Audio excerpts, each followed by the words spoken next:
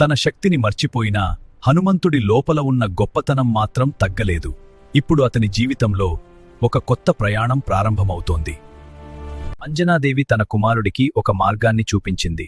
కిష్కింధలో ఉన్న బంధువుల దగ్గరే అతని జీవిత ప్రయాణం ప్రారంభమవుతుందని సూచించింది. కిష్కింధలో వాలి, సుగ్రీవులు అనే మహావీరులు ఉన్నారు. వాళ్ళిద్దరూ అసాధారణ బలశాలి వానరులు. అమ్మ మాట వినిన హనుమంతుడు అడవులు, కొండలు దాటి తన ప్రయాణాన్ని కొనసాగించాడు.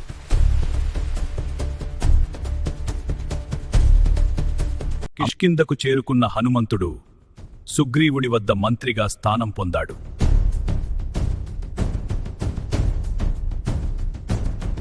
అయితే అతని మనసులో ఇంకో కోరిక ఉంది. అది జ్ఞానం సంపాదించాలి అనే గొప్ప సంకల్పం.